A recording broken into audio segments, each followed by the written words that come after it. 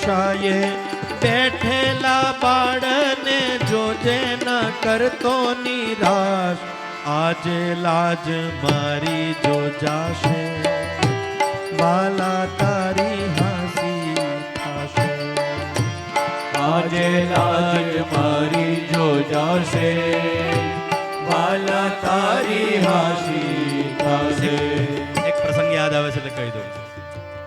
એક વખત બાપજી નારેશ્વરમાં ઉત્સવ, દત્ત જયંતિનો ઉત્સવ, અને બહુ જ પબ્લિક તે દિવસે એમ ધાર્યા વિનાની અણધારી પબ્લિક આવી ગઈ. એટલે એક જણો આવ્યો, લાડુ ને એવું બધું બનાવ્યું હતું. બાપજી પાસે આવી દોડતા દોડતા કહેવા લાગે, બાપજી આજે લાજ જાય એવું લાગે છે. શું થયું? રસોઈ ઓછી બની છે ને પબ્લિકનો ધુસારો બહુ જ છે, દર્શનાર્થીઓ બહુ જ આવ્યા છે. તો બાપજી કહું, લાજ કોની જશે, તમારી કે મારી? જો મારા લાજની ચિંતા કરે તો મારે તો લાજ જેવું કઈ છે જ નહીં કે છે. આ બાપજીના શબ્દો છે.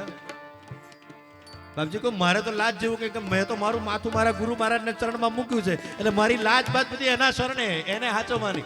આપણે કઈ લાજ નહીં, તમારા લાજ નહીં, તમને લાજ હોય તમારે જ વિચારવાનું, બાકી મારે તો કઈ લાજ જેવું છે જ નહીં. પણ ભક્ત કહે છે, તારા આધારે બેઠો છું રંગા, તારી છે મોટી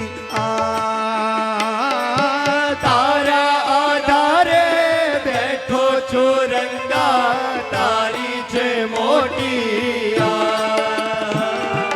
તારી આશાએ બેઠેલા બાળને જોજે ન કરતો નિરાશ, આજે લાજ મારી જો જાશે, વાલા તારી હાસી થશે.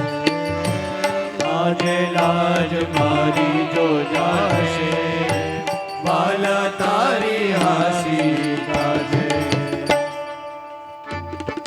શ્રદ્ધાના જોરે કહું છું કે અવધૂત રાખશે મારી લાજ.